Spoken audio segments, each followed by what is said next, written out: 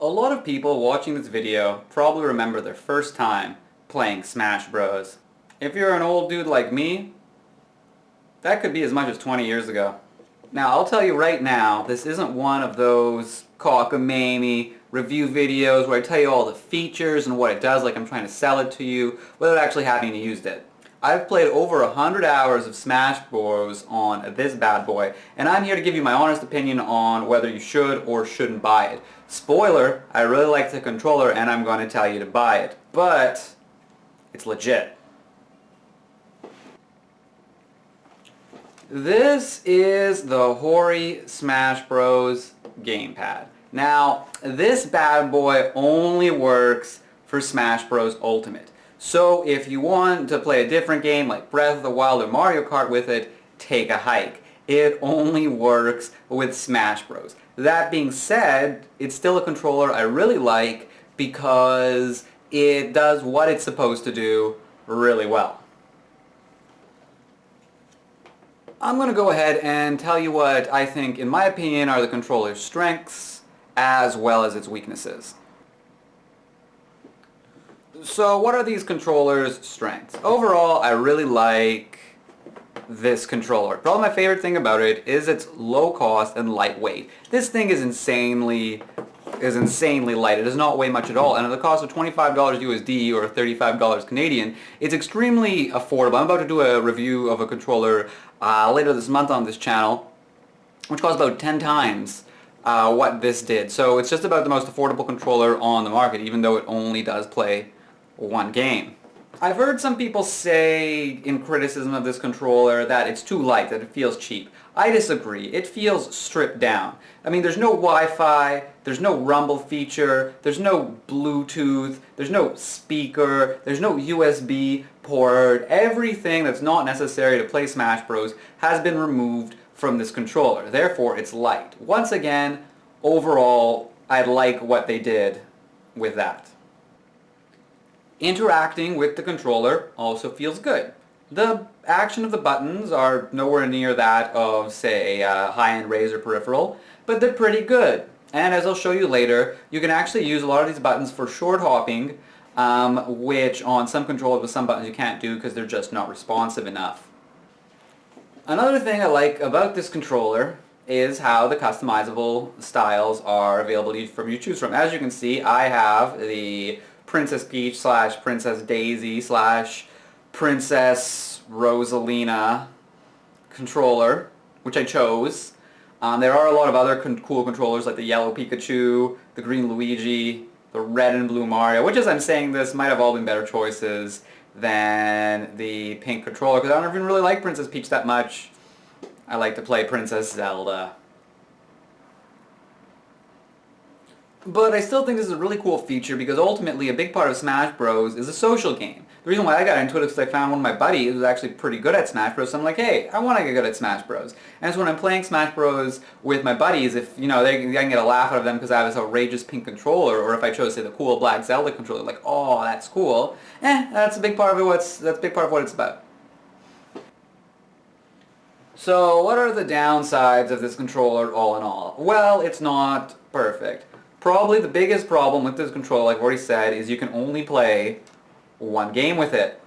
So if you ever get bored of playing Smash Bros. Or have no one to play it with and no desire to play on the internet, then it's not going to be a very good value because it's going to kind of just be a useless paperweight to you. Of course, if you're anything like me, you get bored instantly if you're doing almost anything but play Smash Bros.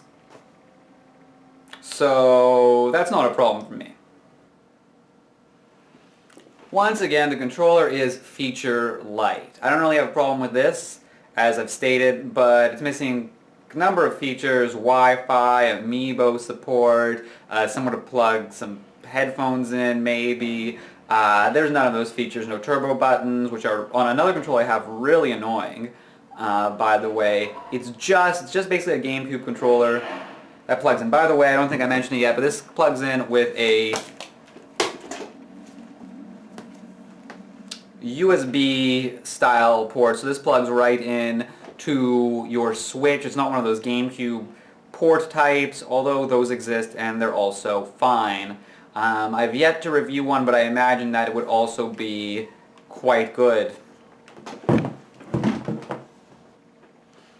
Alright, so here's the big thing I want to talk about. What is it like to play Smash Bros. Ultimate with this controller? I'm not going to sugarcoat it, people. It's nice. It's really, really nice to play Smash Bros. With this controller. Basically everything in this controller works just how it's supposed to. Let's start by talking about the main event. So the left stick is probably the most important selling feature of this controller. It's got a really firm action, it doesn't feel loose, and it has absolutely no drift. For going left and right, this stick does everything you need to. It's very easy to set up a walk or a run or a sprint without any kind of issues with that. Now this controller has a feature called reduced snapback, which I've tested and it works about 90% of the time. Basically this is most obvious when you're trying to do a double jump with the stick, using stick to jump.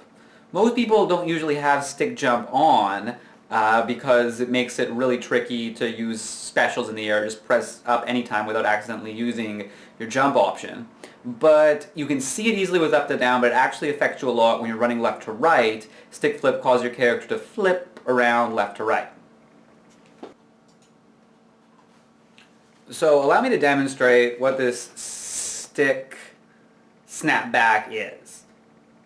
So here's me attempting to do a short hop followed by a quick fall using the stick on the Hori gamepad.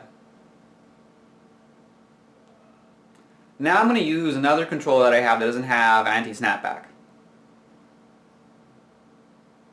Now when I press the down flick to fast fall, the stick snaps up a tiny bit and actually results a lot of the time in a second double jump. That's really bad because you don't want to be using your double jump in Smash Bros. Too lightly. It's a very valuable resource and you only get one every time you touch the ground. So that's the stick. It feels great and the snapback works as advertising.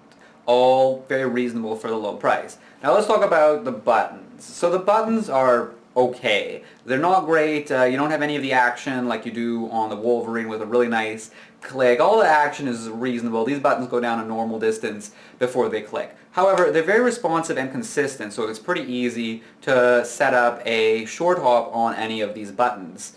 I like to use the triggers, but the face buttons also work. So if you're learning to play Smash Bros. And you're just starting to learn out how to short hop, this bad boy really is a lot better for mastering short hops than just a standard controller not meant for Smash Bros. To do a short hop, you have to hold the button down for a very short period of time.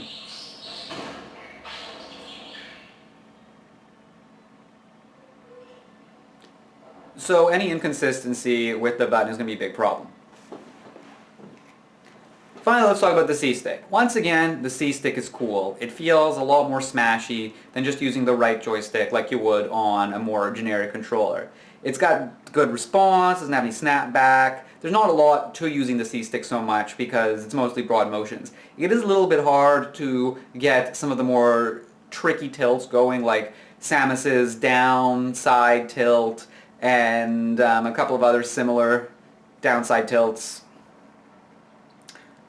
But overall, the stick just feels good. Nothing to write home about. It's not quite as much of an improvement on what you're used to the left stick, the motion stick, but it is nice. It does feel smashy, and overall I feel it adds to this controller.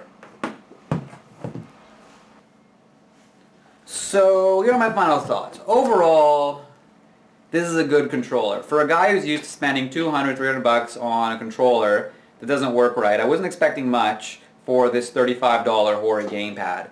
Man, was I wrong. Overall, this has become one of my favorite controllers I've owned ever. One of my favorite devices. It's just so light, It does everything I want it to, and it doesn't do anything I don't want it to. It really is just perfect for Smash. It's such a well-designed controller, and it's so affordable. I really just gotta recommend it to anyone who really likes to play Smash. Now, you're probably going to be looking at, this controller just for Smash, so you don't see yourself playing, say, 100 hours of Smash Bros. In the next 2 months or so. Probably don't get it. Really, this review is perfect for people who are already playing a good amount of Smash Bros. If you're playing 2 or 3 hours of Smash Bros. A night with your good buddies, you can get 2 of these for 60 or 70 bucks in different colors. I know how good you are of buddies with your buddies. I'm not good enough to buy them their own controllers, but maybe one day. So you can do that. There is a link in the description where you can purchase your own controller if you want. I do make like a couple of bucks when you do click this link. I'll disclose that, but then also I haven't monetized this video any other way, so don't waste any of your time with ads. And if you're probably one of the small fraction of people who've heard what I've had to say about the controller and think it is right for you, go ahead and buy it by clicking the link. I'd appreciate it. Subscribe to this video, comment, what do you find most annoying about using just a traditional controller in Smash Bros. Ultimate? Is it the stick flip?